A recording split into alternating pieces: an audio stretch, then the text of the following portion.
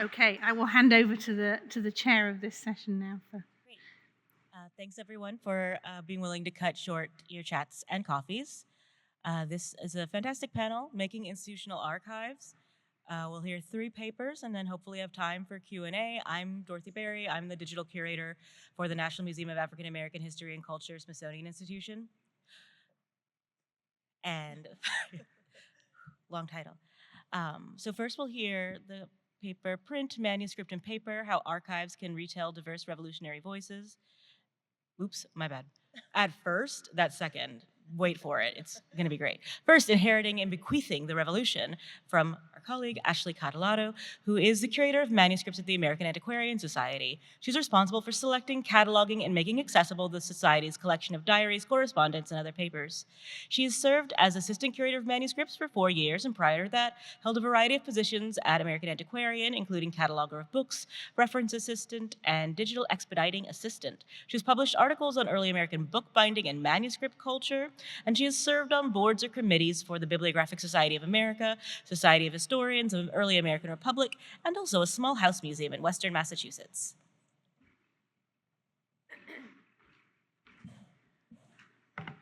All right, thank you, Dorothy. I have a couple of books or several books that are at the first table over here that I'm hoping you can pass around and just think about sort of what you think and feel as you look at them. I will tell you they are all related to sort of bicentennial publishing at the American Antiquarian Society. So, as Dorothy said, I'm curator of manuscripts at AAS. AAS is an independent research library in central Massachusetts.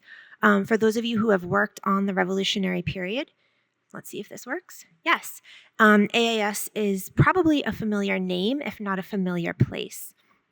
And even for those of you who haven't visited Worcester, where AAS is located, in person or haven't even heard of the AAS, you've certainly encountered AAS collections of Revolutionary era newspapers, pamphlets, almanacs, books, and broadsides in various digital subscription resources such as early American newspapers and early American imprints, or maybe even Caribbean newspapers.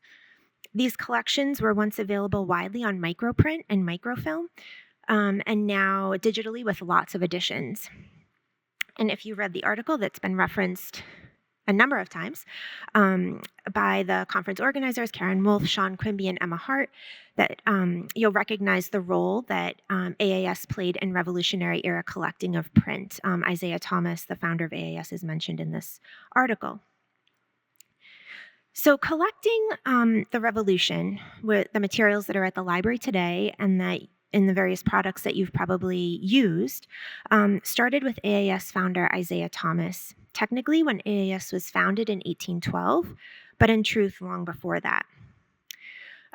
We have this great story about AAS, at AAS, about Thomas moving his press from Boston to Worcester, as we say in our public tours very dramatically on the eve of the Revolution.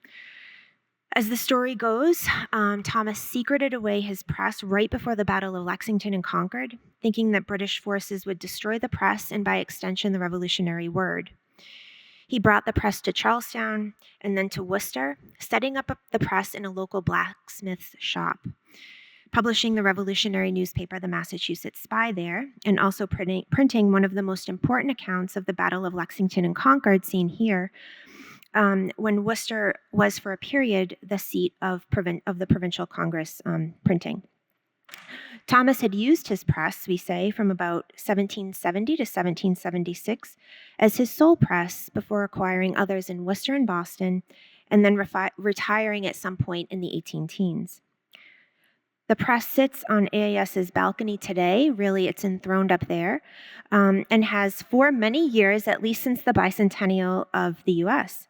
As Jesse Erickson, who's at the Morgan Library, points out, these kinds of reading rooms lend the impression of bibliophilic temples devoted less to fresh scholarship and more to the storied legacies of the founding collectors.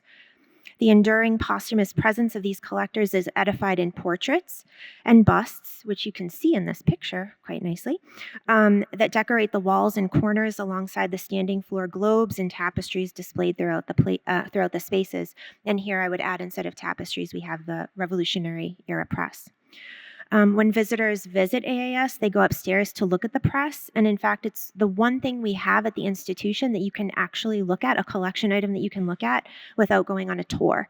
And invariably, people are very impressed, I think mostly because the press is so old and it's still standing, and they're just shocked. And it's quite large. If you've ever been next to an 18th century common press, you'll know quite just how big it is. But this conference isn't about stories that have been told and retold like the one I'm telling you now, but rather about those that have archival complications.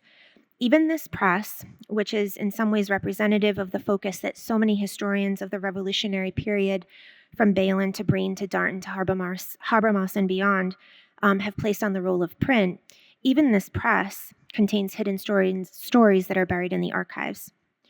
What isn't told and what's barely known about this object is that the press sat in pieces in Isaiah Thomas's basement for probably 30 years until it was donated to the institution in his will along with his composing stick.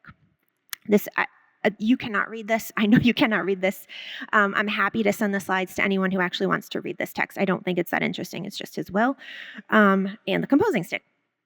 But before the press, of course, and included in this will are many of Thomas's personal library books and manuscripts and newspapers, and this is some of the material you see in early American imprints and newspapers today. But this press, the press that I just showed, had to be put back together when it was donated to AAS in 1834. And this is a time, as many of you know, of memorializing the revolution on the 50th anniversary of independence, a story we know as so many veterans passed away. But experts who examined the press and researched it 50 years ago at the bicentennial indicated that they're not 100% certain that this is even the press that Thomas used and donated to AAS on the 50th anniversary of independence. And again, happy to send these slides. This is just some of the report that was produced at the bicentennial about the press. The story is complicated by the fact that the AAS librarian in 1840, only 6 years after the press was donated, mentions that a Franklin press was also donated to AAS, and that press is never mentioned in the archives again. The quote, Isaiah Thomas press pops up again as having been exhibited at the Philadelphia Centennial Exposition in 1876, even though information from the exposition describes it as physically different from the press that's on display today, and images of the supposed Isaiah Thomas press from that era don't resemble the press on display today. And they're illustrations of the press, so it's kind of difficult to say one way or another whether they actually represent the press or not. But why we say that this press was the press that Thomas learned to print on and brought to Worcester on the eve of the Revolution is that a piece of paper that was adhered to the press, which says number 1, which you can barely see here, was removed and researched during the 1976 refurbishment of the press. Number 1 is what Isaiah Thomas calls one of his presses in the 1796 accounts of stock, which you can see at the bottom of the slide. The irony here is that after this number 1 piece of paper was removed from the press, it was lost for about 50 years, separated from that press, and I found it in a pile of old Xeroxes and schedules on a shelf like this one day, and I was like, well, I'll just throw this stuff away, and then I happened to pick up some schedules, and there was the number 1 sitting under that. So now we have a press. We don't really know that it was Isaiah Thomas's press, and the only thing that really clinched the deal for us was the number 1. It was separated from the press for a long time, and this is just kind of funny. What was also in that pile of paper were a bunch of scraps of paper that were removed from the press when it was restored. So the number 1, paper is sitting here under a bunch of Xeroxes, and then the scraps of paper that you're seeing here were sitting underneath the number 1. These scraps of paper received attention at the bicentennial restoration of the press only because they were bibliographically significant or a bibliographic challenge to those who examined them. The story of identifying from which books these scraps came was even written up in the local newspaper as a kind of bibliographic mystery. Today, we know from the work of John Senchen that the far more interesting story here might not be the text itself, but rather in the labor that made the text. Isaiah Thomas had worked alongside the Black printer Primus Fowle in his early years, and surely Black printers worked at this press in its lifetime. And these ink and paper fibers, or perhaps others, are traces of the many laborers' hands over the many years it was in use, if in fact this press is the one we claim it is.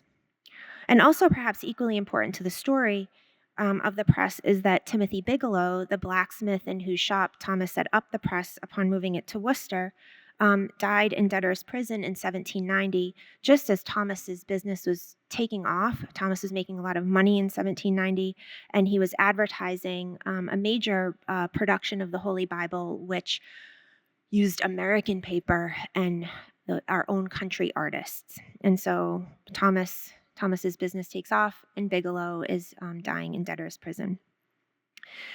I spend so much time on the story of the press because I think it represents the stories we can tell about the revolution through archives like AAS's, from myth to what we think might be the real story to what lies virtually invisible in the records we've relied on in the past due to a variety of cataloging, curatorial, and collection management policies and practices. This conference is about privilege and the ways that privilege affect collecting and writing of Atlantic revolutions. And so when we think about the kinds of sources used in the scholarship on Atlantic revolutions, institutions like AAS have long been collecting documentary records relating to Revolutionary era North America at the very least. And you can see some of these on the screen. I just kind of randomly selected some things here. For years, due to privileged networks of collecting and inside knowledge about publication by subscription of some of these documentary histories of various colonies and states, AAS was able to collect vast numbers of books and newspapers and prints to add to the original Thomas donation and the donations of many other predominantly white and many conservative men who were involved with AAS throughout the 19th century.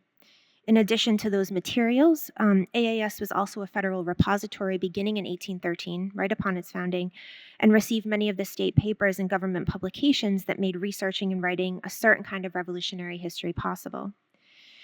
Manuscripts themselves have a slightly different story. Many of the manuscripts that AAS collected came from donations before the 1970s, let's just say for ease, right before the bicentennial, relying again on networks of primarily white male collectors who came to take the antiquarian mission of AAS seriously, and that was to collect local antiquarian stories across North and South America. And many of these collections came to form the core of the indigenous materials from North and Central America that have a very complicated history. And I know Christine DeLucia is presenting later today, and I encourage you to read her article on indigenous collections at AAS that was published in Commonplace several years ago. I just want to home in on one collection that's very appropriate for this conference called the United States Revolution Collection. It's a manuscript collection. It's an artificial collection, which means it's created from various pieces that were not, that didn't come into the institution together. So it's an artificial collection that characterizes so much of the kind of collecting and cataloging that institutions like AAS did over the years. Full of big names like Lafayette and Adams and Washington and Hancock, the collection reveals the kind of piecemeal collecting that happened over the years when it came to collections that weren't created by major presidential or revolutionary figures, but that contained some of the content of their writings. Items were removed from other collections randomly to add to the Revolution collection, and new single items were donated and added to the collection. The manuscripts in this collection sort of forming a showpiece for the institution. For many years, this collection, like so many others at AAS and elsewhere, was bound into volumes, the individual documents perhaps more interesting as a kind of a group of revolutionary relics than to form any kind of real scholarship about the revolution. When AAS received a grant to catalog this material around the bicentennial, I've not looked at the grant application to see if the collection was mentioned as a high point in order to receive the grant. But this collection was deemed important enough to receive its own item level checklist. It was unusual for a collection to get an item level checklist, and so this kind of attention during this period suggests that the revolution probably was seen as something that would have helped us to get the grant. The only other collections at the institution that received this kind of attention during the time were the papers of Isaiah Thomas, the papers of Abigail Adams, and one family collection that I'll talk about in a little bit later. So this item level checklist, which you can see here in a card catalog draw, was also published in a 4-volume catalog of manuscripts that were disseminated to many institutions. And now the checklist is online, thanks to a volunteer who was employed as the keeper of manuscripts during the bicentennial, and who is a Revolutionary War buff, as she would say, who now works as a volunteer at AAS. And part of her reason for wanting to work on this collection and loving this collection is because of her work at AAS during the bicentennial. So some might think that this kind of item level access is going to give us a complete picture of what's in a collection, in this collection. As we say in libraries, when we have these kinds of checklists or digitized collections, the illusion is one of completeness. Just because a checklist is online doesn't mean it was created in 2024 or even the 21st century. As a product of the bicentennial, this checklist omits many important documents, such as, for example, lists of soldiers with various disabilities who were rejected from service. And this is such a critical document for histories of disability during the Revolutionary era that does not appear in the checklist. We know that with AI technology, checklists like this will probably be something of the past.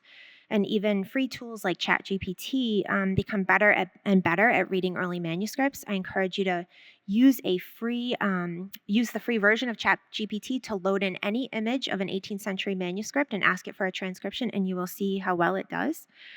So we can foresee a day when library collections can be fed into this kind of software. And in fact, Gale and Adam Matthew have equally good software. I think even Apple now has good software to do this. And we can do this and have these different types of software produce pretty good transcriptions, and also tell us about the significance of the collection. Feed an 18th century manuscript into ChatGPT and say, what is the significance of this collection? You will be shocked by the answer, I guarantee you, if you haven't already done it. But the day of doing this and the cost of digitizing collections to feed into AI tools isn't with us yet. And so with collections like these, we're kind of trapped in a limbo between a past that saw revolutionary collections as relics and a future in which access to everything is the promise. But we all know that at the present, institutions like AAS fight over standardized name and subject headings, proper metadata, and other legacies of past cataloging practices. And we often don't have the staff or time to make the necessary changes or even make decisions about which technology we even want to use. And so we sometimes let checklists like this sit for years and years and years, again, with the hope that one day we'll have the technology to do things in a way that we all want to be done. So what happens is, especially at a place like AAS, in comparison to Brown or Yale or Harvard, what we can do, it kind of pales in comparison to what the large institutions can do. And so the collections of large institutions tend to be the ones that get repeated in the scholarship, and these collections can fall further and further behind. In addition to cataloging and processing, which I just talked about, we know that different curatorial decisions have an effect on collections. But I just wanted to look at a couple of different collections that are directly related to the kind of nationalistic collecting that I've been talking about that happened at the bicentennial. Various curatorial decisions over the past number of years have moved away from collecting kind of the typical collections we used to collect, right, white men of the Revolution, and take us more toward other materials that can help us tell other histories. To look back a little, another collection that had been built over the years until, again, right before the bicentennial, was our collection of material related to the Caribbean and Spanish America. What you're looking at here are a number of titles that I just sort of pulled randomly from the stacks with different provenance information, and that's to show that these collections were brought in from the early 19th century all the way into the middle part of the 20th century. So we know that, unfortunately, many of the there's a letter here. Again, happy to share these slides if you have an interest in looking deeper. And there's also a letter here from the 1920s about collecting of Caribbean newspapers. A huge collection of Caribbean newspapers came in the 1920s. So we know that many of these collections, unfortunately, were traded with a book scout right around the early 70s to help build our collections of U.S. printed children's books. We don't have any list of materials that were deaccessioned to acquire the children's books, in part because of kind of old gentlemen's agreements that often built collections during this period. As I said, all of this happened during a spurt of nationalistic collecting, probably partly in preparation for the bicentennial and the privilege that we started to place on American printed collections, as AAS emphasized the US culture of printing during the 1970s. This deaccessioning was also in line with a longer tradition of nationalistic cataloging that AAS began in the early 20th century when the Charles Evans bibliography was published by subscription. And you know this, the online resource that you use, Early American Imprints, is also called Evans, and that comes from this bibliography. So this cataloging was begun in the early 20th century, continued by a Works Progress Administration cataloging project in the 1930s by the Historic Record Survey. You can see some of the WPA slips here. And also collecting and privileging of Paul Revere prints in the 1950s. And you have the subscription for that book kind of circulating in the room. And then continued with more federal funding through large NEH grants through the end of the 20th century to catalog US imprints, the funding for which, again, was first pursued right around the time of the bicentennial. So a lot of this work in this era was done in an environment of the burgeoning early 20th century American empire, kind of post-war and Cold War politics, and library programming and grant seeking that was all done during the bicentennial. But this was not, again, this move from collecting materials related to North and South America to collecting US imprints was not consistent with Thomas's own vision of collecting books and manuscripts related to the entire Western Hemisphere. As we make a move toward rebuilding these Atlantic-oriented collections, I go again back to the mythologizing of Isaiah Thomas. As the institution focused on his revolutionary activity, it obscured his and the Society's efforts in the early years to collect material related to the Western Hemisphere, which is, and again, I encourage you to read Christine DeLuce's article, but it's undeniably complicated and extractive and colonialist in its practice. And we have other curatorial decisions in contemporary AAS collecting, and this is just from manuscripts because this is my area. We rarely collect 18th century manuscripts today, in part because they're very expensive. But when we do, and when they're related to the revolution, we do try to achieve the collection goal of not collecting mere high points. And so while we've collected material like Revolutionary War sermons in recent years, we've also tried to collect material, and this is just a small sampling, that help us tell other stories. These are the Joseph Betty's account book, which reveal lives of women like Anne Elliot, who was burned badly around 1780. I don't know how she was burned, but these are her treatments, and we can, with further research, tell her story. There is also, up in the right of the slide, a payment for service by a Mohegan man named Philip Niger, and other material like the Washington County, Rhode Island jail ledger, which includes records of the post-war imprisonment of a Narragansett man named Gideon Noakek who fought in the Revolution. So part of the reason for collecting this material, even if it doesn't revolutionize our understanding of the period, I mean, Colin Calloway has written about Mohegan service in the Revolution. I believe that part of the corrective work we can do in the present is to fill our catalog and indices with the names of those omitted from it for so long. There's power in naming, and as a curator who makes her own cataloging decisions and does her own cataloging, my inclusion of the names of those who perhaps would have been omitted from catalogs in the past is critically important in the full circle of collecting, cataloging, and sharing the material. I also think there's something interesting and disturbing in the power I have as one person who can decide to include these names in our catalog or not. And also interesting and also disturbing is the discrepancy between manuscript cataloging and cataloging of monographs and other printed material. There's room to name in manuscript records in a way that there's not room to name in book, newspaper, periodical, or in some cases, print records. So we're again caught in a limbo between current cataloging constraints and dualities and a promised future of access to everything. And I'm happy to talk more about some of this if you want, but I didn't want to bore you with all of the cataloging stuff. So we and many other institutions also have collections that sort of unintentionally hide their content due to pretty standard archival processing practices. And I'm finding more and more that these collections are being omitted from research agendas because they're not digitized, not transcribed, and their checklists are not online. Even though we know that none of those ways of presenting collections actually solve the problem of access. So for this, I just want to briefly turn to the Allen family collection at AAS, and this is another collection. This is the family collection I mentioned earlier, if you remember, that also had a checklist during the produced during the bicentennial cataloging of material. And let's see. So this collection actually didn't come in during AAS's early years, but it was instead donated in the middle part of the 19th century. Included in the family collection are a number of documents related to New England trade with the Caribbean and the revolution in Haiti. Consistent with what Marissa Fuentes says about archives, her name came up last night. Her name comes up in conferences like this all the time, that we know that papers like the Allen family collection might lead us to important discoveries regarding histories that have nothing to do with the men who created the collections.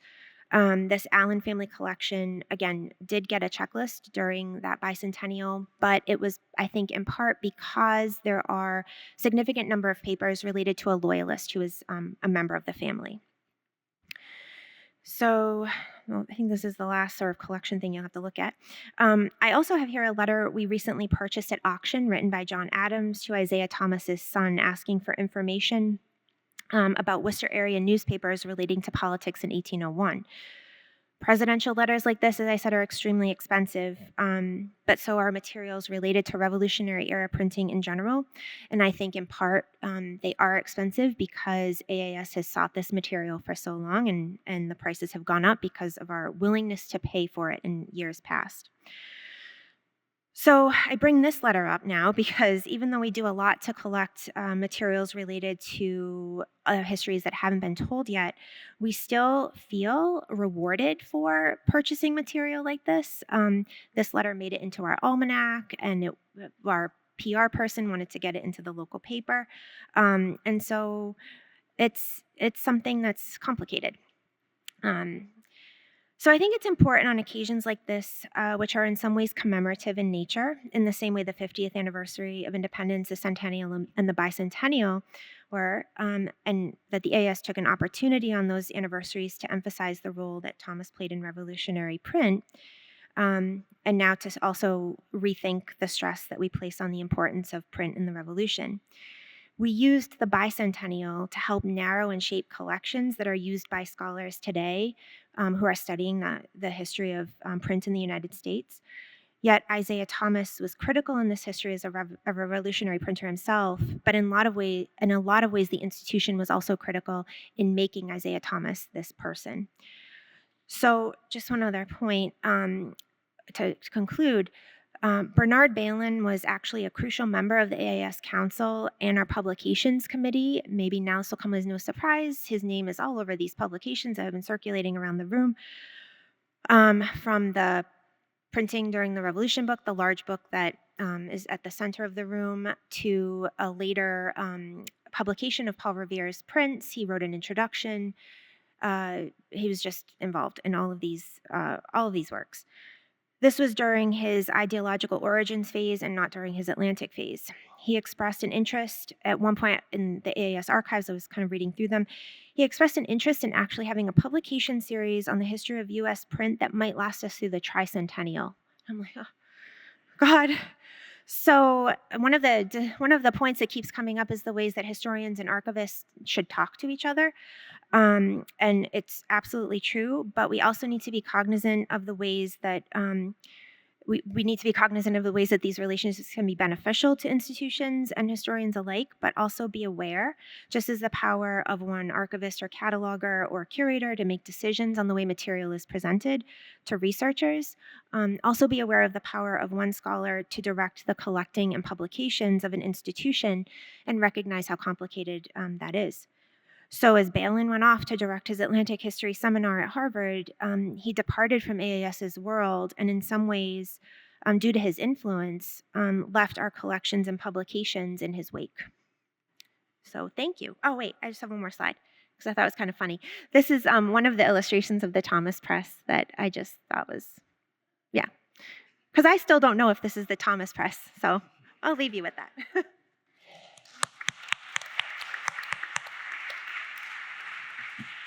Thank you, Ashley. Next up, with the paper Print, Manuscript, and Paper, How Archives Can Retell Diverse Revolutionary Voices, is John Garcia.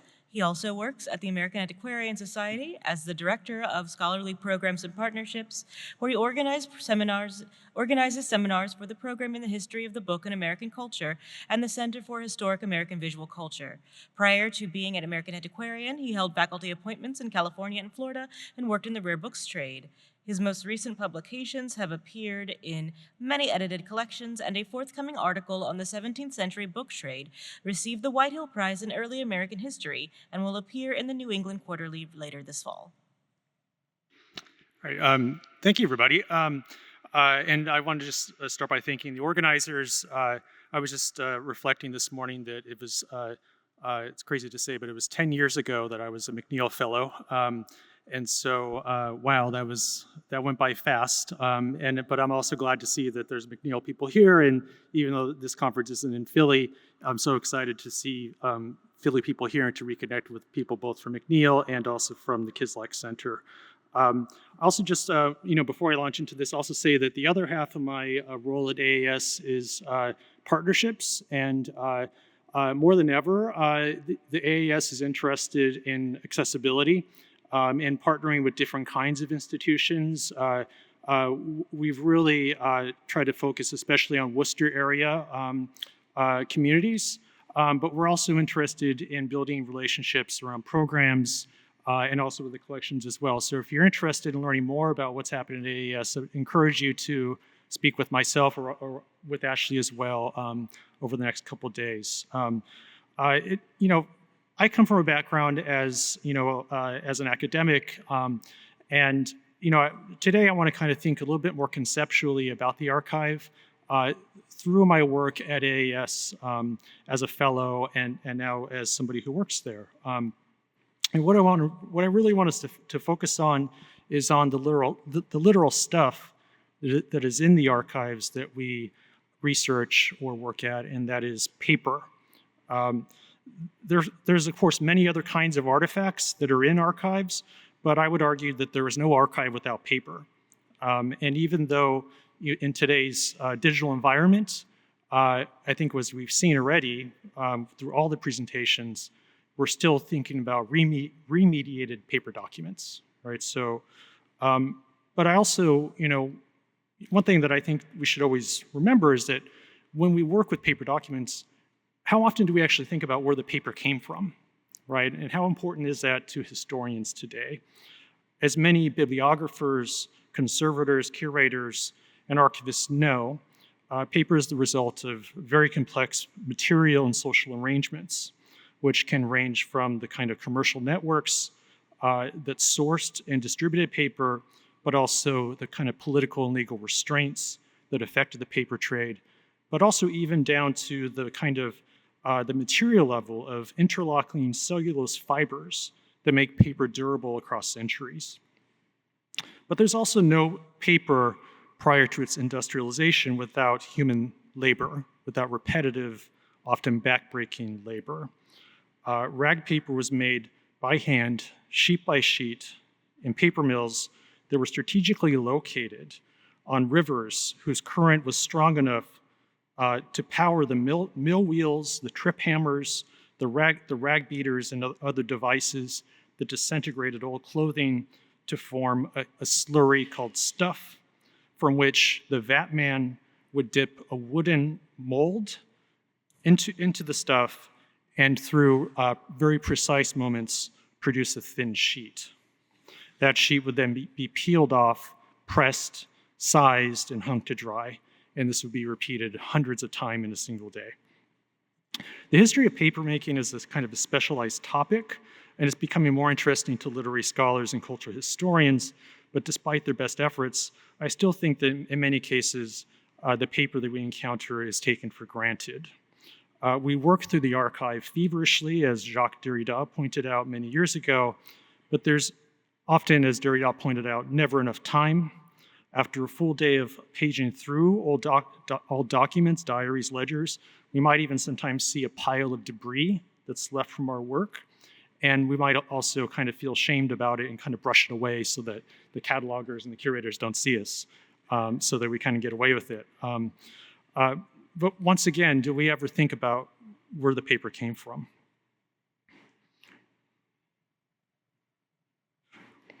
Derrida's archive fever was a touchdown for another landmark work of archival theory, Carolyn Steedman's Dust, the Archive and Cultural History. And I want to focus on just really one kind of, it's almost kind of a throwaway comment in her book that I think is really important. And she talks about, this idea that the whole history of the history of the book, of printing, of binding, of papermaking, is also kind of a history of environmental hazards, right? So much of what was the materials that were worked off were just really bad for the body. This can range from, for instance, the leather, the hides that were used, say, to produce a binding or to create a gelatin sizing for paper, could spread anthrax. The kind of rag that was processed to produce paper was shredded, and that could release particulate matter into the air of the rag room. Interestingly, during the 18th century and late 18th century, that was also thought to spread yellow fever. There's lots of ways in which making books was bad for people. But one thing that's absent from Steedman and also Derrida is to think about race in the archive. My talk today takes us in that direction. It's provisional, but I want us to think about how enslavement is involved in the making of paper during the era of the American Revolution. The paper trade worked hard to conceal the miserable conditions inside early paper mills. In the early modern period, this is demonstrated by various manuals whose text and engravings portray papermaking as a kind of orderly process, with contented laborers plugging away in workspaces that were spacious, clean, ventilated, and sunlit. And there's many examples. You can probably look at Diderot as a kind of, the plates in Diderot are very famous for showing paper mills, and they look like nothing of what Steedman describes. In the early Republic, this kind of ideology is also represented in ream wrappers.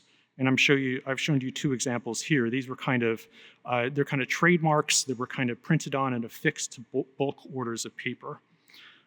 The work as it's represented in a ream wrapper is, as you've seen here as two examples, is humble, virtuous, and ordained by God and state. The wrappers are, of course, commercial advertisements meant to aggrandize individual mills, but the larger effect fits an ideology embedded in the book trade that associated paper and print with American independence.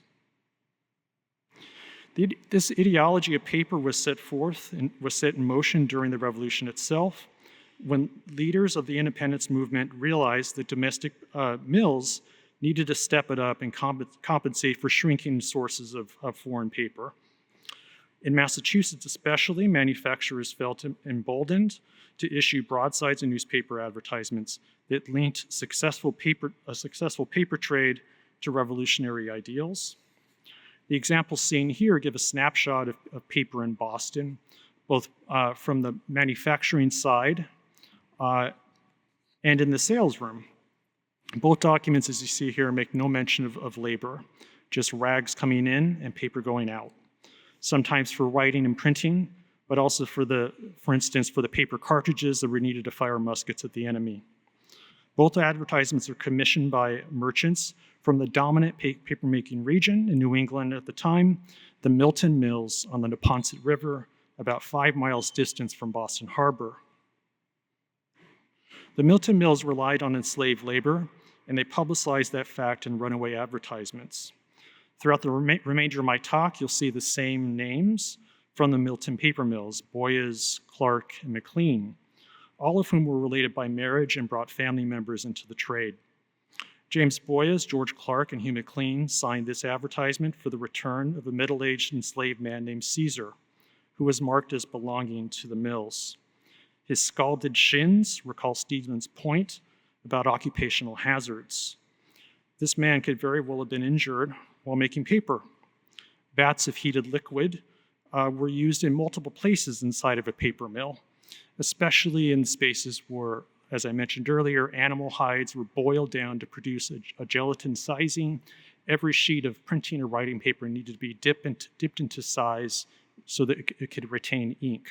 And this is one of many places where there is hot heated liquid that could have injured somebody.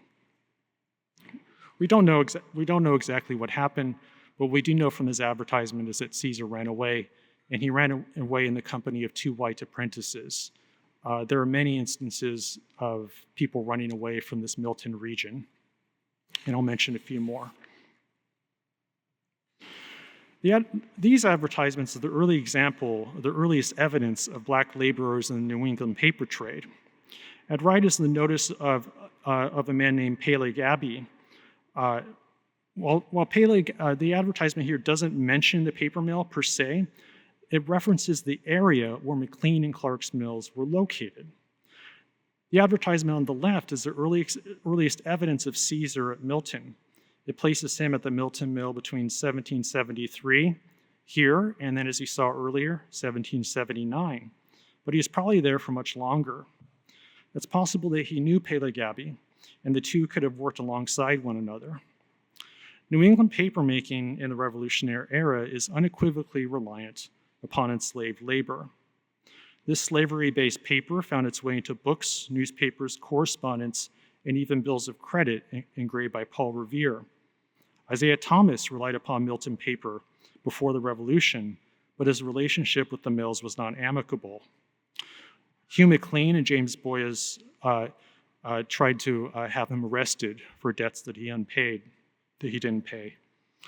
It's no wonder then that when Thomas relocated to Worcester, he turned to another source of paper, also from that same Milton region, the Liberty Paper Mill. Milton's reliance on oppressed labor regimes was not an anomaly in the colonial era. Paper was first manufactured at the Rittenhouse Mill outside Philly in 1691, and it spread to New England by 1730. During this formative period, the English writer Hugh Jones speculated that new paper mills could be supported by Virginia's slave economy.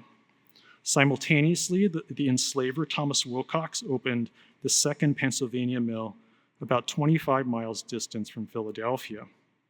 William Parks established the first Southern mill in the 1740s with the assistance of Benjamin Franklin. While no documented evidence exists for the people who worked under Parks' foreman, Conrad Schutz, several enslaved men were included in the inventory of William Parks's printing office.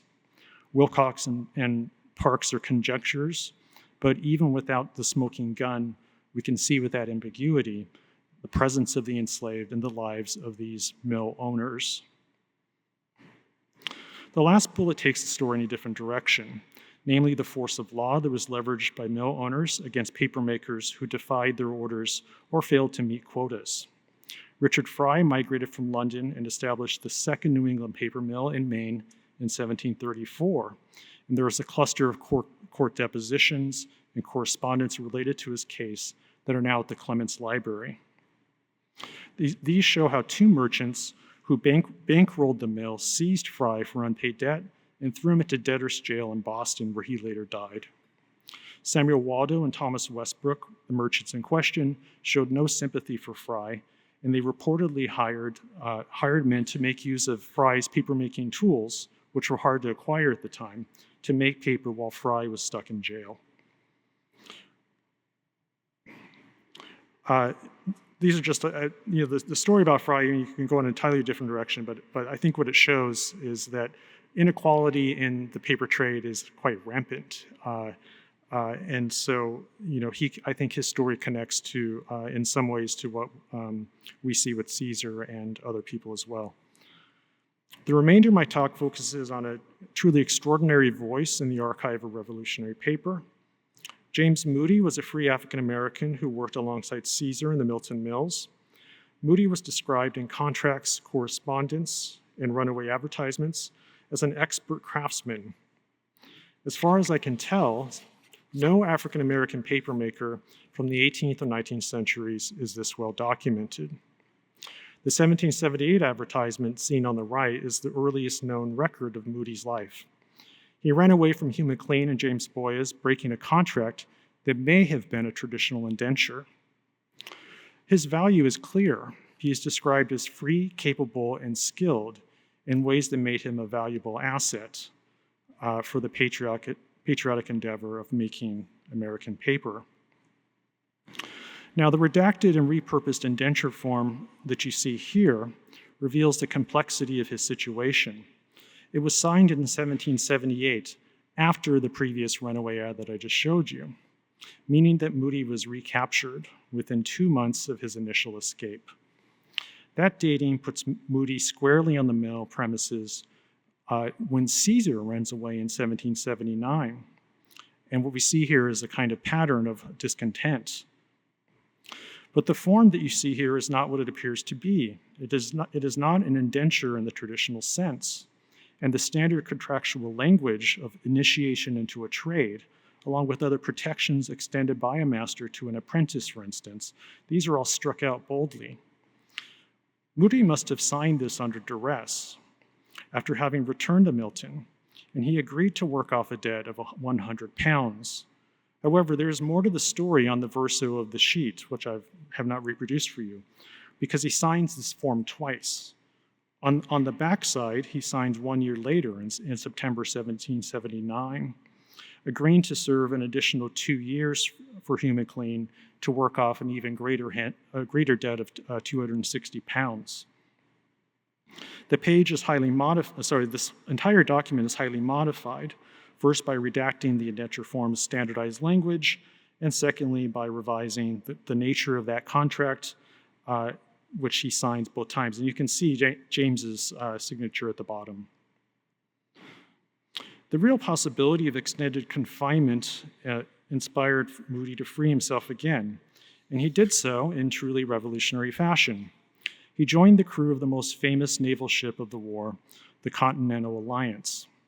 And we have proof of this in a letter that Moody wrote, which I've reproduced here. I'm quoting from this. "Sir, please pay unto my master, Captain Hugh McLean, and order all my prize money and goods, being one full share arising from the capture of the Continental Frigate Alliance on her last cruise against the enemies of the United States of America, and wages that is due to me from said ship. And likewise, all that shall be a coming to me for one full share from the captor and for wages, where I go in said ship, and I do fully empower you to pay unto my master McLean." Moody displayed tremendous courage, not just by escaping and fighting at sea, but also, I would argue, by returning to Boston to pay off his debts. Arguably, the decision to return was just as risky as the wartime voyage.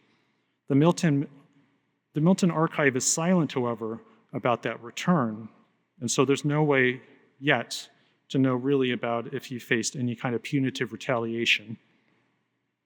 McLean, by the way, Hugh McLean, was furious when he discovered that Moody joined the Alliance. Like many runaway apprentices and servants, Moody went straight to Boston Harbor, looking to join the crew of a ship. He placed himself on the Alliance, where Captain John Barry refused to give up the man. In another letter at AAS, which I haven't reproduced here, McLean appealed directly to John Hancock for Moody's return.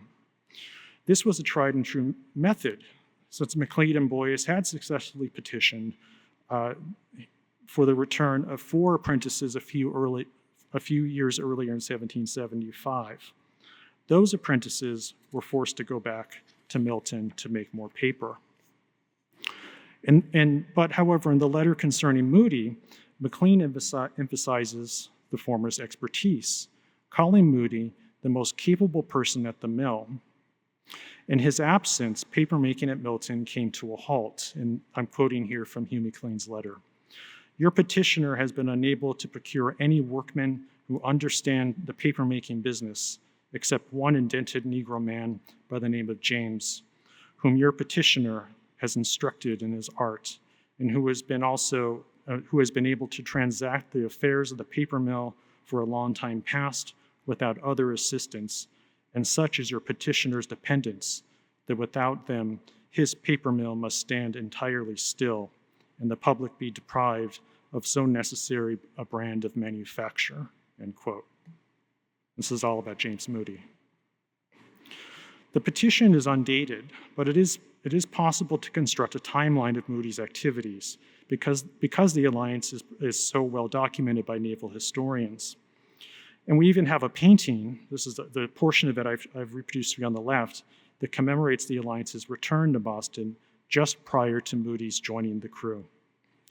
The signed indenture that we saw earlier was dated September 1779, which means that Moody would have been in Milton up to August 1780, when the Alliance returned from its most recent voyage. He joined the crew at some point prior to the Alliance's departure, its next departure, in February 1781.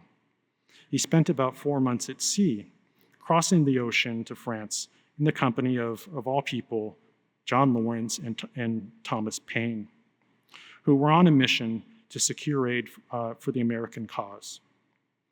On this voyage, the Alliance captured 5 enemy ships, and a mutiny staged by conscripted British sailors was thwarted. I don't believe that Moody was involved in the mutiny, since he was awarded a full share of the ship's earnings when he returned. I want to conclude with a few takeaways from this exploration of the archive of revolutionary paper. First, the early American paper industry relied upon free and enslaved Black laborers to manufacture a commodity linked both practically and symbolically with the goal of national independence. Although the lives of these African American paper makers are poorly documented, they tend to emerge when things go awry, when running away threatens the bottom line of the paper trade. The presence of these workers means that the paper trade should be read as an instance of racial capitalism. Second, the people discussed here are just the tip of the iceberg. And seen on this slide is my attempt just now of tracing later examples of American paper mills known to have profited from slavery. In at least one instance, the mills themselves were constructed by forced labor. In the 100-year period that ranges from Thomas Wilcox, circa 1728, through Ebenezer Stedman's time in Lexington, Kentucky, around 1830, Black papermakers produced the raw material for print and manuscript. Some of those documents are retained in our archives. Watermark evidence, if we wanted to go that next step, if we wanted to look at watermarks, that could get us closer to identifying archival materials sourced from these specific mills. Last point here for you. James Moody's story, it shows that papermaking should be included or could be included in digital projects such as Black Craftspeople Digital Archive, as well as in ongoing research and writing on early American material culture. Menial and skilled labor happened in tandem at the Milton Mills. Men like Caesar and Peleg Abbey surely knew a thing or two about paper, but James Moody stood out in the eyes of Hugh McLean and James Boyes as a man of extraordinary talent and skill. He was a revolutionary in a double register, both a soldier who fought the British at sea and a man willing to resist oppressive working conditions at home. He also gives a powerful example of the lowly papermaker as the condition of possibility for our archives. Hugh McLean made a point here that I think that I would like to leave you with. There is no paper without men like Caesar or James Moody. Thank you.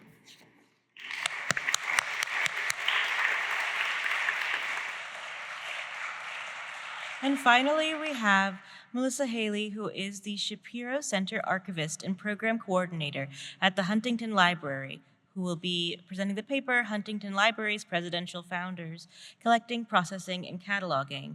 Prior to her current position, she was the American Presidential Papers Project Archivist at the Huntington and has held positions at UCLA Library Special Collections, the New York Public Library, the New York Historical Society, and elsewhere during her 20-plus year career in archives.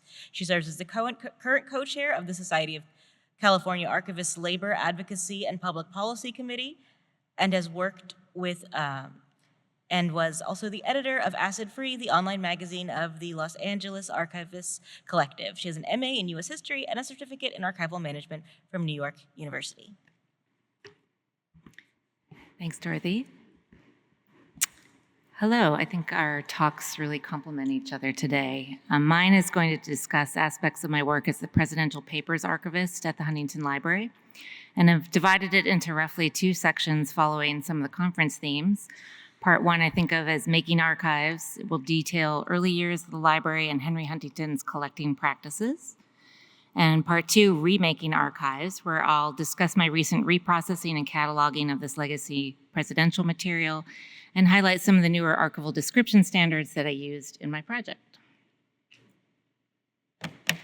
First, I thought I'd provide a very brief overview of the Huntington Library for those of you who aren't familiar with it.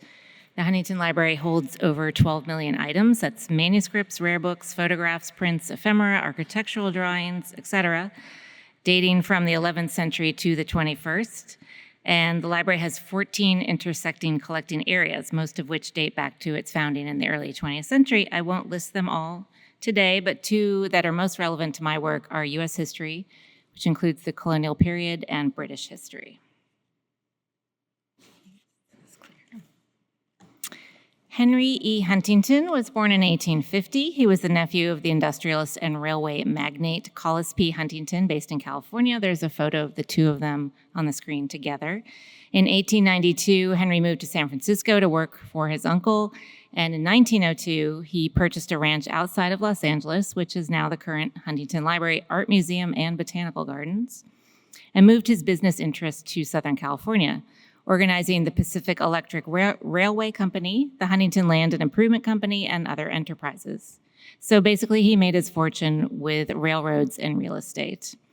And although he started collecting rare books in the late 19th century, he really made collecting his primary focus starting around 1908, acquiring rare books, manuscripts, also artwork, arts and crafts, furniture, plants, and botanical specimens.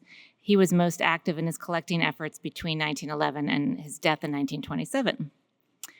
In the words of the author Donald Dickinson, who wrote a whole book about Huntington as a collector, Huntington was part of the early 20th century's new breed of business entrepreneurs as collectors. These were extremely wealthy men who moved away from the 19th century's genteel amateurs and created an increasingly competitive collecting scene. So we have men like Huntington, J.P. Morgan, one of his contemporaries, and others, who were also concerned with their legacies and aimed to establish major research libraries rather than simply amassing private libraries for their own use. And many, like Huntington, started more as Anglophiles, but from the 1910s onward, became part of the craze of collecting Americana, which had its heyday from about 1913 to 1923. In this competitive market, Dickinson states that Huntington realized early to get what he wanted, he would need to break the rules and annihilate the competition. And he also states that Huntington was extremely ambitious about his library, which had to be outstanding and to rank with the distinguished collections of the world. So very competitive, very ambitious. And Huntington's main collecting strategy was to work with several trusted designated agents to purchase entire libraries en bloc through dealers and at auction.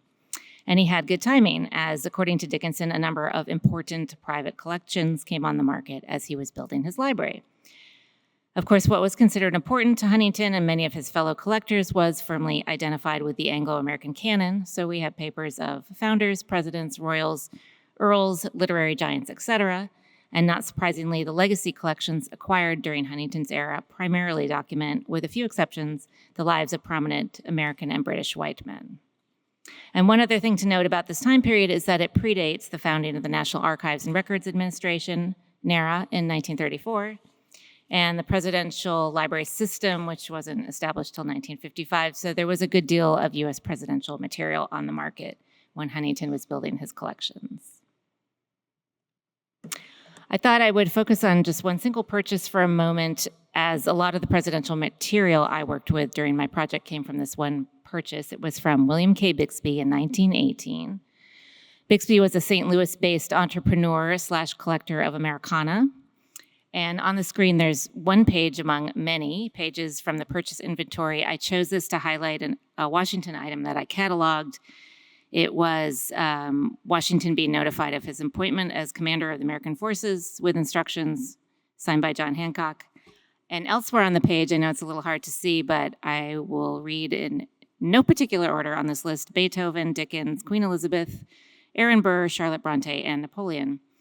And the total purchase amount was $601,575,000. That's $1918. I plugged that into a couple inflation calculators, and they both came out with amounts over $12 million.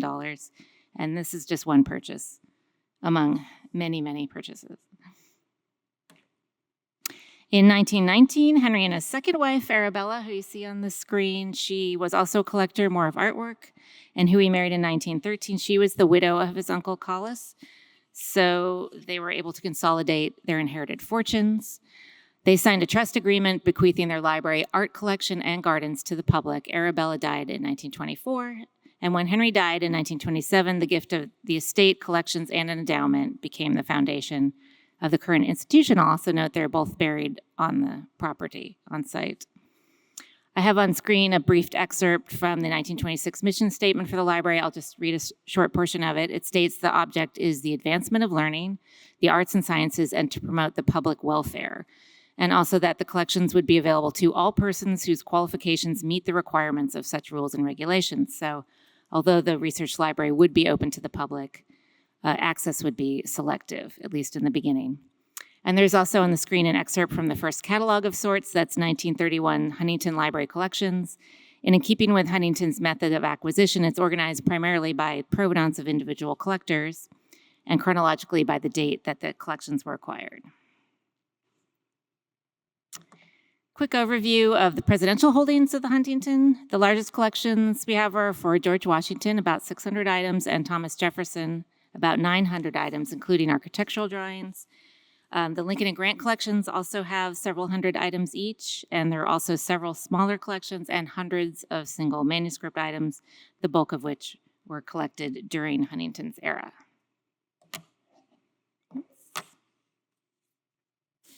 Brief overview of my project. The American Presidential Papers project was completed a little over a year ago. This was a 3-year project to enhance online access to information about the Huntington Library's presidential holdings from Washington through Wilson. That's the bulk of it. There were very few online catalog records and finding aids, and information about the material was scattered through a variety of sources, including manuscript card catalogs, older printed guides, and internal collection files. This project was funded by the Shapiro Center for American History and Culture, which was established at the Huntington Library in 2019, with funding from L. Dennis and Susan Shapiro to advance scholarship knowledge and understanding of American history and culture. So part of my project also involved processing L. Dennis Shapiro's collection of about 500 items, mostly U.S. presidents. The project had a number of challenges. One of them, and Ashley has already mentioned this, is that many of our collections are artificial collections. They were originally assembled by previous library staff in the 20th century as collections of autographs. In some cases, the items had been collected more for monetary value, like signatures, and many of the items were treated more as artifacts than as primary sources for research.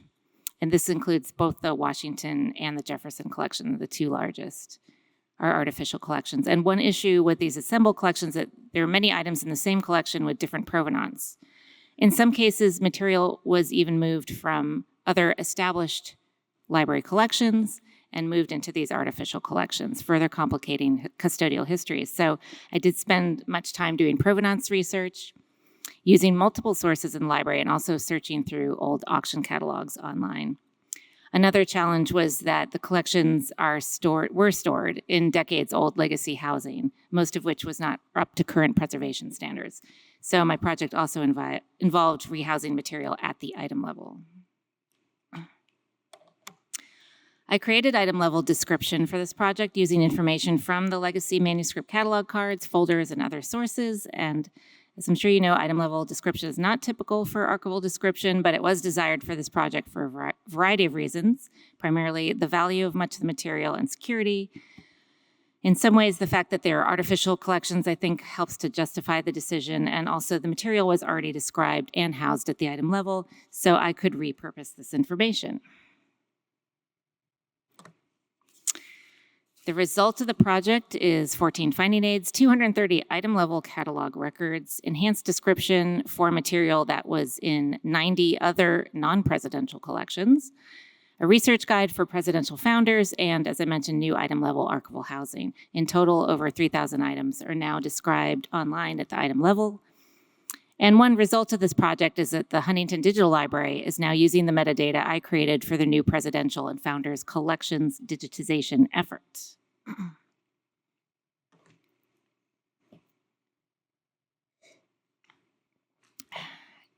I'm sure you're all familiar with the primary outputs of archival labor, that's finding aids and catalog records.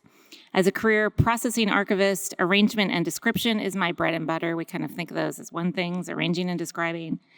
The general standards that I use the most are, for finding aids, describing archives, a content standard, aka DAX, that's published by the Society of American Archivists.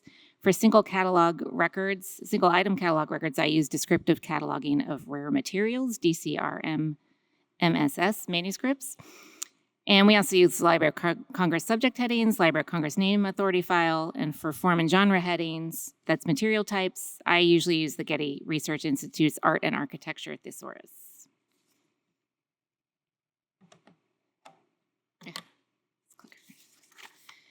In addition to these general standards, I wanted to highlight some of the new description standards and efforts that have emerged from ongoing critical discussions in the archival field in the last decade or so, or more really.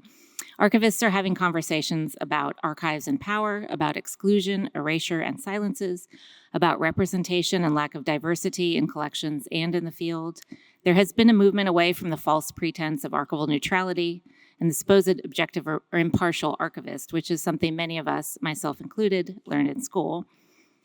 There is an increased emphasis on access and discovery, on ethical stewardship of collections, on transparency about and accountability for decisions made while processing, and on cultural humility in general. And part of this ethics of care involves using reparative and inclusive description for finding aids and catalog records. That's for both new acquisitions and for revising descriptions and legacy finding aids. I have some examples on the screen here of some of these new standards and efforts. We have the anti-racist description resources from Archives for Black Lives in Philadelphia, the Protocols for Native American Archival Materials, which are, quoting from the protocols, best practices for the culturally responsive care of American Indian archival collections held in non-tribal repositories. These have both been endorsed by the Society of American Archivists as external standards. The Homosaurus is maintained by the Digital Transgender Archives. And also many institutions are now creating their own guides. So a couple examples on the screen. We have UNC's Guide to Conscious Editing, which is quite extensive, and the Yale Library's Reparative Archival Description Working Group has their own website, and both of these have many great examples of redescription. There are also ongoing efforts to add to and revise access points. That's especially Library of Congress subject headings. Library of Congress is a little slow with this process, but they have tackled a number of revisions of problematic headings in recent years. I included just a few examples of newly added and revised subject headings on the screen here. There are currently more in the works, especially those documenting Native Americans. There's also a crowdsourcing project called Problem LCSH for anyone to contribute problematic subject headings and suggest revisions. There's also an effort to introduce new form and genre headings. That's the material format. So I have an example on the screen, all the way at the bottom. In the 655 field, you can see that in addition for this particular item to the more general newsletters heading, the cataloger was able to add the term white supremacist works to the catalog record as yet another access point for this item.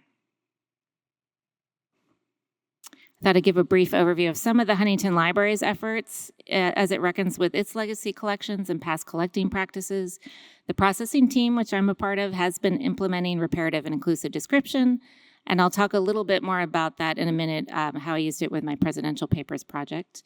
The library has a new reparative and inclusive description committee, which just started in March.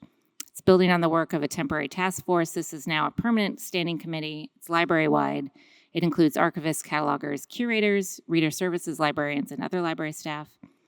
Library website now has a harmful content statement with a feedback mechanism.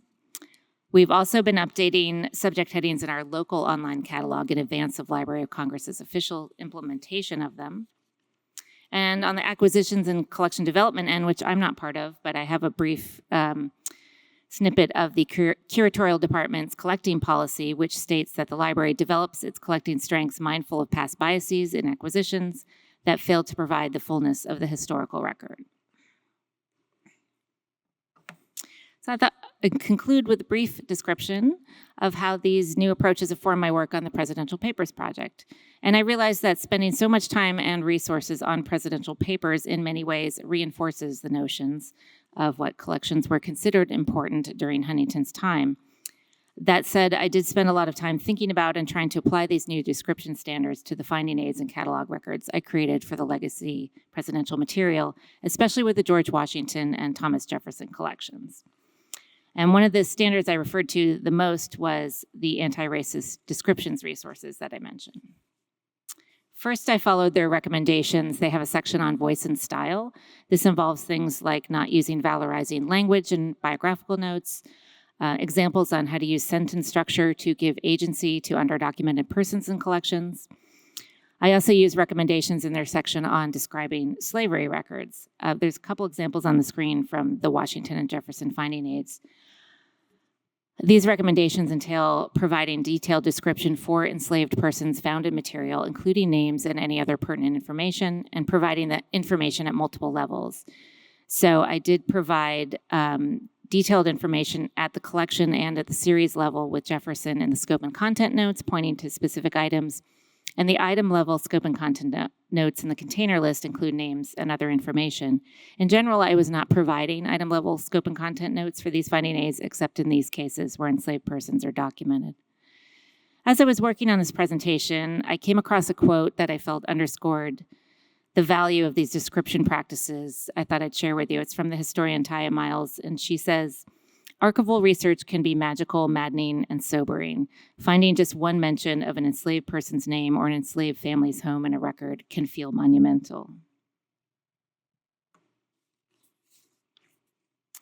I used a similar approach for material data relating to Native Americans in presidential collections and individual items. So moving into the 19th century, for some examples, I had a number of letters from Andrew Jackson and William Henry Harrison that mentioned specific tribal nations and individuals.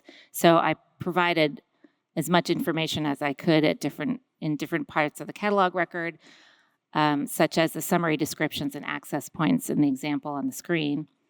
And moving into the 20th century, for my final example of how reprocessing and redescription can restore agency to individuals, the last president on my list, that was Woodrow Wilson.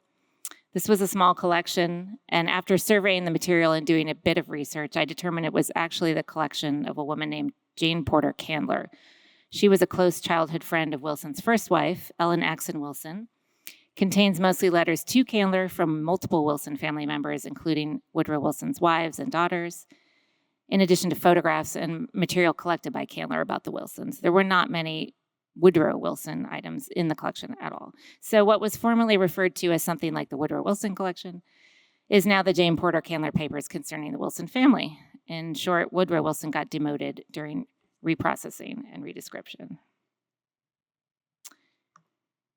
So I thought archivists restoring agency to underdocumented individuals seemed like a good note to end on. I'm happy to discuss any of this further and answer questions. Thank you.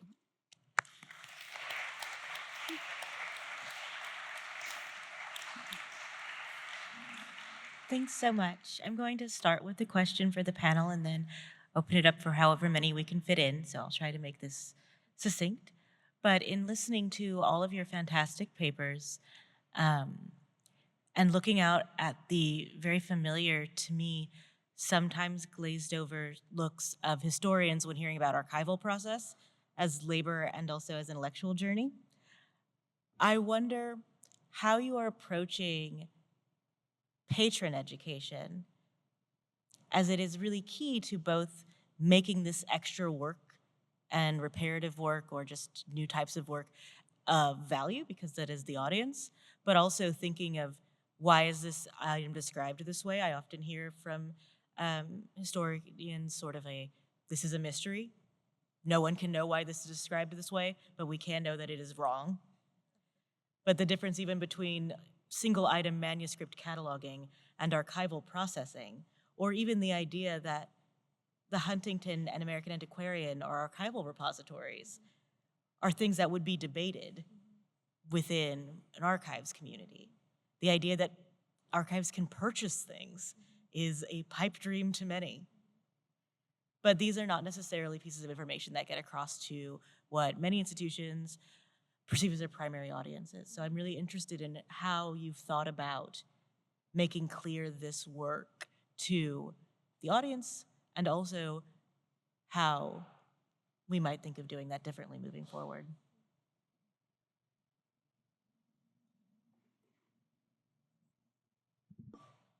Is this on?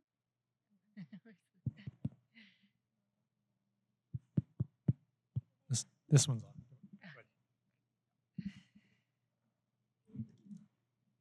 I will just mention that transparency is very important to archivists, and we do use, there's a processing note field for finding aids, at least, that we do make use of that will explain past practices, might explain prior arrangements and decisions that we made while we were reprocessing legacy collections. I think mine might be on. I don't know that we are doing the work of relaying to researchers why we catalog the way that we do or the nature of archives. I think those conversations typically happen when people ask, but we're not doing anything to get the word out. I think we're just struggling to do the work we do. But I'm not saying that it's right that we don't make more efforts to have, guides. I think what we do have on our website are very complicated guides to the catalog, which I think are more barriers to access than anything. So I think what I would love to do differently is to have, it's hard to say more guides on our website because there's already a lot of content on the website, but a simplified kind of catalog guide that's not reliant on some of those complicated MARC guides that we sort of have to work with, but I don't know how to do that.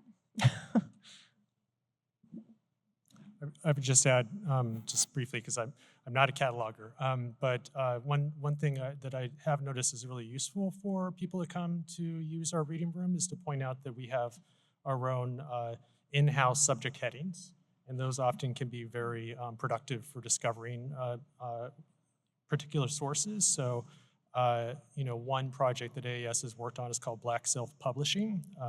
Our curator of books, Elizabeth Pope, has been one of the people behind that, and that has resulted in subject headings that, for instance, one is works produced by, I believe, by African Americans in the printing and publishing trades. So that's when you show that to people, that link, which is not a Library of Congress link, it's our own subject heading, that can open up a whole different range of sources that people have found quite useful.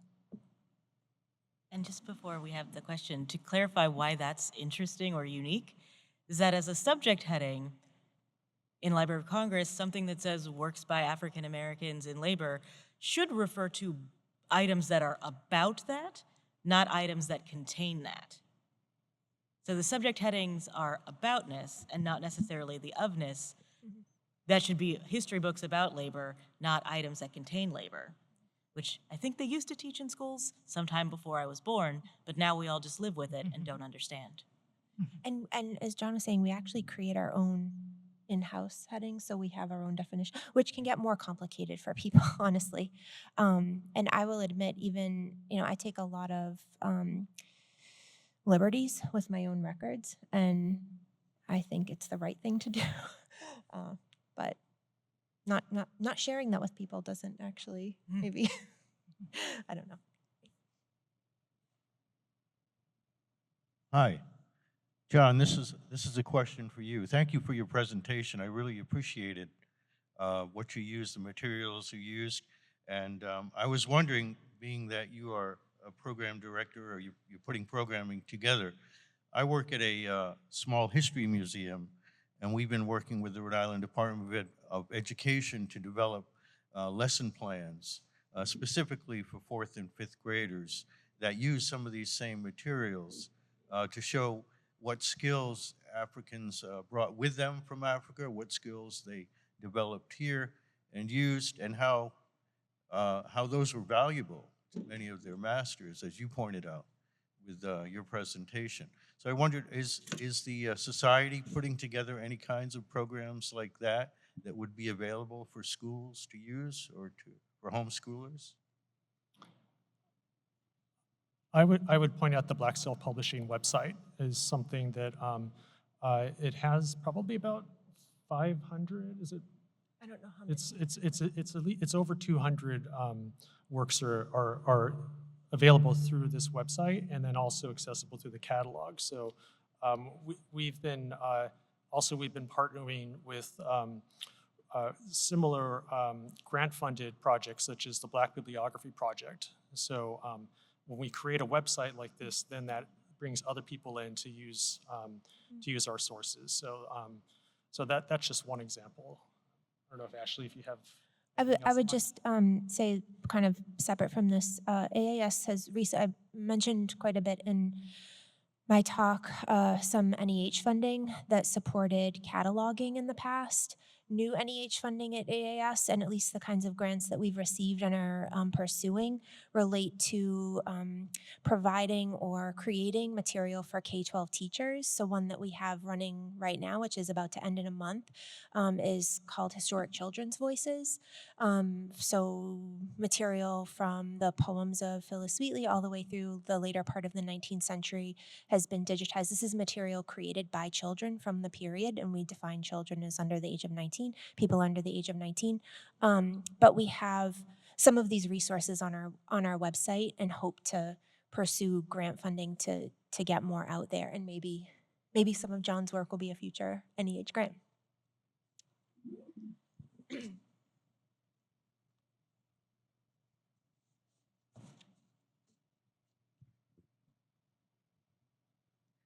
Thank you so much for this phenomenal panel. And my question is mostly just to see if there are any efforts in the archives to change or update the terminology.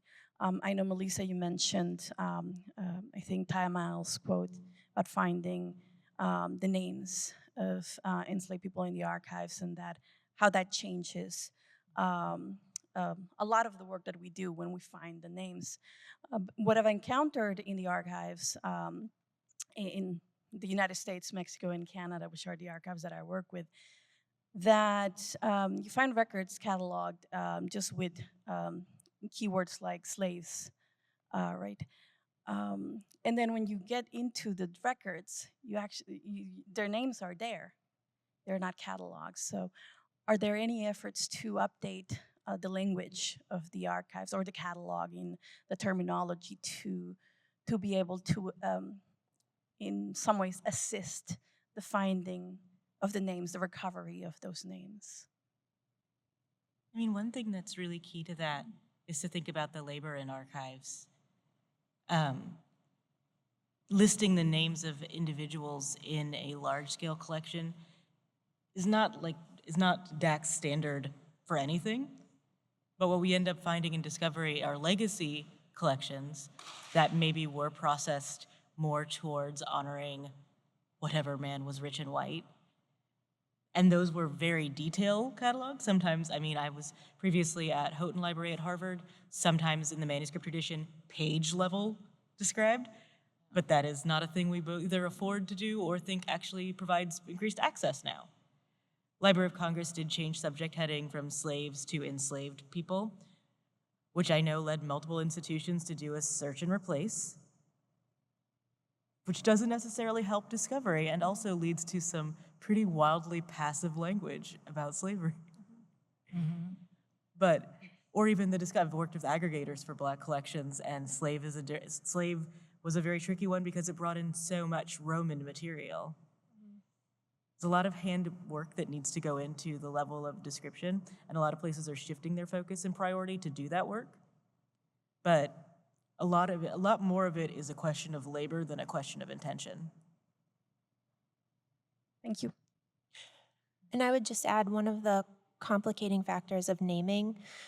When I mentioned that I include a lot of names in manuscript records, I don't create authority records for those names. And I think many of the challenges related to naming are related to those name authority records. So names that are mentioned in a catalog record often have to have a separate field sort of listing that name as well. And that name has to go through a whole series of processes internally to an institution if you have what's called a name authority. If you're a name authority library, you can contribute those names to the Library of Congress and they become established, and it's like a whole process. So where you're going from like one person mentioning a name, now you have multiple staff members internally involved in that process, and then it's a long process. So that's why I say, like, maybe I'm not doing things correctly by naming people, but I don't know that I care that much. I would just add that we do that as well. The Library of Congress Name Authority file is not comprehensive, which is not surprising, but we are able to create our own name records using their standards. So we There's do also emotional at the labor local with level. slavery. I've done collections where I have identified names of every enslaved person in collections of economic documents. And, hours of typing in names and ages. The archives is still 87% white, I think, according to the last SAA census. It's like 93% women, 87% white. But those of us who aren't at least one of those things often end up being the people that do this sort of descriptive work. And so there can also be that question of how extractive the process can be, although at the end of the day, it often affects scholars of color who maybe are looking for particular material.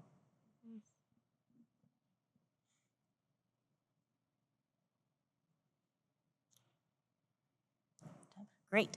We're at time, and I see that they put lunch out behind you all. So thank you for attending, and most thanks to this amazing panel for all their great work.